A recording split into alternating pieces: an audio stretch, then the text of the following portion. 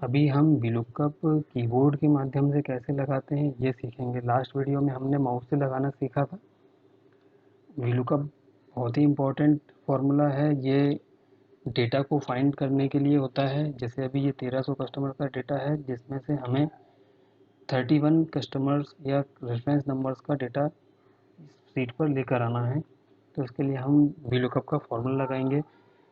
Arrow की जो buttons होती हैं उसके माध्यम से हम ये कर्सर को यहाँ वहाँ मूव कर सकते हैं सेल्स पर, और जिस सेल पर हमें फार्मूला लगाना है उस सेल पर हम जाते हैं, इस कर्सर पर लेकर जाते हैं, इक्वल का साइन लगाते हैं और VLOOKUP लिखते हैं।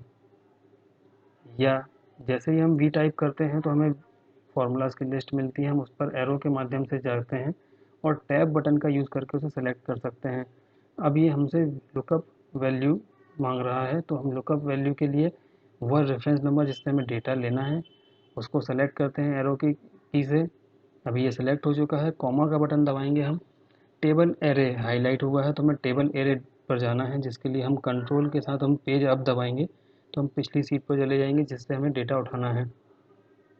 रेफरेंस नंबर वाले कॉलम से लेकर जिस नंबर, जैसे कस्टमर नेम वाला डेटा हमें चाहिए तो हम कस्टमर नेम वाले कॉलम तक सेलेक्ट करेंगे।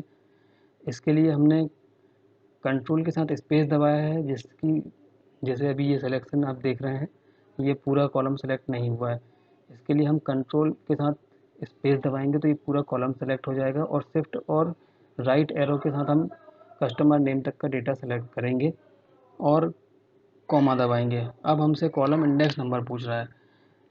कॉलम इंडेक्स नंबर में हम कॉलम नंबर लिखेंगे। कस्टमर नेम वाला जो कॉलम है वह दूसरे नंबर पर है, इसलिए हम यहाँ पर 2 लिखेंगे। कॉमा लगाकर हम यहाँ 0 लिखेंगे। 0 हमारा जो रेफरेंस नंबर है वो जब एग्जैक्ट मैच होता है तब वो हमको रिजल्ट देता है, नहीं तो एरर देता है। अगर हम यहाँ 1 कर देंगे तो ये हमें कोई सी भी वैल्यू दे देगा और हमारा डेटा गलत हो जाएगा। इसलिए अब हमको यहाँ पर सिर्फ 0 ही लिखना है। अब हम यहाँ पर शिफ्ट के साथ क्लोज ब्रैकेट को क्लोज का बटन करेंगे, दबाएंगे तो ये ब्रैकेट क्लोज हो जाएगा और हम यहाँ पर एंटर करेंगे। यहाँ अभी हमें एरर आ रहा है क्योंकि ये रेफरेंस आईडी हमारे डेटा में अवेलेबल नहीं है, तो उपलब्ध नहीं है। अब ये फार्मूला हम कॉपी करेंगे और कंट्रोल के साथ नीचे डाउन की दबाएंगे। हम लास्ट रो पर पहुंच गए हैं। हम यहाँ से कंट्रोल शिफ्ट अप की दबाएंगे तो हम यहाँ ऊपर अपने फार्मूले पर पहुंच गए हैं। हमें इन जो ये सेल्स हमने सेलेक्ट कर रखी हैं इन पर हमें डेटा पेस्ट करना है, तो हम यहाँ कंट्रोल के साथ वी दबाएंगे और ये डेटा पेस्ट हो जाएगा, और हमें ये रिज़ल्ट हमारे कस्टमर का डेटा हमें मिल जाएगा। और अब हमें प्रिंसिपल वाले कॉलम में डेटा लाना है। इसके लिए हम यहाँ कर्सर रखेंगे, इक्वल टू का बटन दबाएंगे, यहाँ वी लुकअप लिखेंगे। हम जब ये फार्मूला हमें मिल गया है तो हम टैब दबाएंगे। अब हम लुकअप वैल्यू सेलेक्ट करेंगे एरो की मदद से। लेफ्ट एरो से हम ये एरो अपने रेफरेंस नंबर पर जाएंगे, कॉमा दबाएंगे। अब टेबल एरे पूछ रहा है तो हम कंट्रोल के साथ पेज अप दबाएंगे। हम अपने डेटा वाली सीट पर जिससे हमें डेटा उठाना है वहाँ पहुँच गए हैं। अब एरो की मदद से हमें ये सेलेक्ट करना है। कंट्रोल के साथ हम स्पेस दबाएंगे, ये पूरा कॉलम सेलेक्ट हो जाएगा। शिफ्ट के साथ हम राइट एरो दबाएंगे और प्रिंसिपल वाले कॉलम तक जाकर इसे सेलेक्ट कर सकते हैं, या हम इसे पूरा यहाँ तक एच तक मोबाइल नंबर तक सेलेक्ट कर लेते हैं और कॉमा दबाएंगे। प्रिंसिपल वाला जो कॉलम है वो तीसरे नंबर का कॉलम है, इसलिए हमें यहाँ 3 लिखना है। कॉमा लगाकर यहाँ पर हमें 0 लिखना है एग्जैक्ट मैच के लिए, और शिफ्ट के साथ हमें ये कोष्टक बंद करना है और एंटर दबाना है। ये एरर आ रहा है क्योंकि रेफरेंस नंबर अवेलेबल नहीं है, और यही डेटा हमें नीचे तक पेस्ट करना है। नीचे तक पेस्ट करने के लिए हम माउस से डबल क्लिक कर सकते हैं। जैसे ही हम इस छोटे से बॉक्स पर अपना माउस का कर्सर ले जाते हैं ये चेंज हो जाता है। यहाँ डबल क्लिक करके इसे हम नीचे तक पेस्ट कर देंगे। देखिए ये डेटा आ गया है। और जैसा कि मैंने अभी पूरे के पूरे कॉलम सेलेक्ट कर लिए थे, उसका ये फ़ायदा है, देखिए जैसे ही हम ये फार्मूला यहाँ दूसरे सेल में पेस्ट करेंगे तो ये जो फार्मूला है, जो हमारा जो एक्सेल है, ये हमारे फार्मूले में जो लुकअप वैल्यू है उसको चेंज कर देता है। जब पहले हमारा लुकअप वैल्यू A2 था, अब ये B2 हो गया है।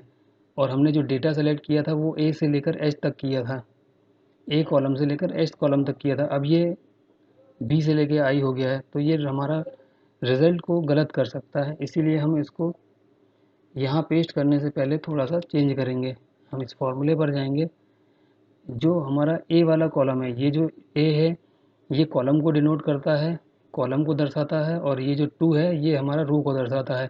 तो हम कॉलम को फ्रीज़ करेंगे। कॉलम को फ्रीज़ करने के लिए ए के आगे हमें डॉलर का निशान लगाना होगा, और हमें 2 को फ्रीज़ नहीं करना है, क्योंकि हमें ये जो फार्मूला है इस रो के साथ साथ नीचे की रो पे भी पेस्ट करना है।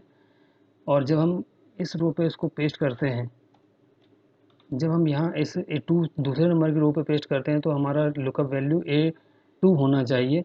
और जब हम यहाँ सेल पर पेस्ट करेंगे तो हमारा लुकअप वैल्यू है वो A4 होना चाहिए, ताकि हमारा जो है जो लुकअप वैल्यू है वो उसमें कॉलम ए हमारा फिक्स रहे, लेकिन रो नंबर चेंज होता रहे। इसलिए हम ए के आगे डॉलर का निशान लगाएंगे और 2 के आगे नहीं लगाएंगे, ताकि हमारा ये नंबर जो है रो का नंबर है वो चेंज होता रहे, और हमारा ये डेटा जो हमने सेलेक्ट किया था वो मिसमैच ना हो। इसके लिए हम यहाँ पर अपना कर्सर रखेंगे और F4 का बटन दबाएंगे, ताकि ये डेटा ए से लेकर एच तक फ्रीज हो जाए,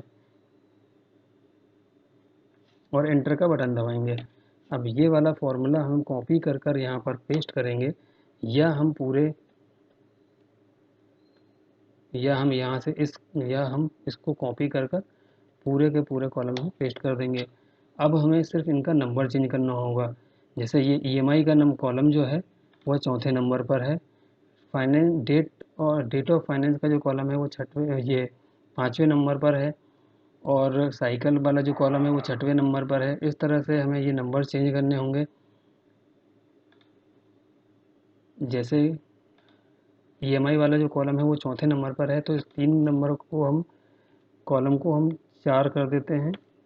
और जैसे अब डेट ऑफ फाइनेंस वाला जो कॉलम है वो 5वें नंबर पर था, तो हम इसे 5 कर देते हैं। और साइकिल वाला जो कॉलम है वो 6वें नंबर पर था, इसीलिए हम इसको 6 कर देते हैं। और ये फील्ड एग्जीक्यूटिव वाला जो कॉलम है वो 7वें नंबर पर है, इसलिए हम इसे 7 कर देते हैं। और मोबाइल नंबर वाला कॉलम जो है 8वें नंबर का, इसलिए हम इसे 8 कर देते हैं। और ये फार्मूला हम नीचे तक पेस्ट कर देते हैं। डबल क्लिक करेंगे, ये नीचे तक पेस्ट हो जाएगा। इस पर सेलेक्ट करेंगे, डबल क्लिक करेंगे, ये नीचे तक पेस्ट हो जाएगा। ये डबल क्लिक करेंगे, ये भी नीचे तक पेस्ट हो जाएगा। इस तरीके से हम इसे नीचे तक पेस्ट कर लेंगे। ये हमारा डेटा तैयार हो जाएगा। जो जो रेफरेंस नंबर हमारे इस शीट में उपलब्ध नहीं है उसमें हमें एरर में आएगा।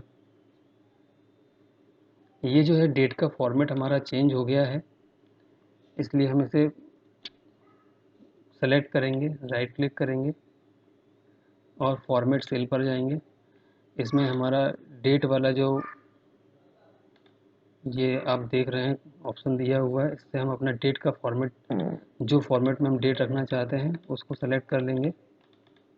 जैसे कि हम ये वाला फॉर्मेट रखते हैं, ओके कर देता हूँ, तो ये देखिए वापस डेट का जो फॉर्मेट है वो चेंज हो गया है। तो हमने कीबोर्ड से कैसे वीलुकअप लगाते हैं ये सीख लिया है।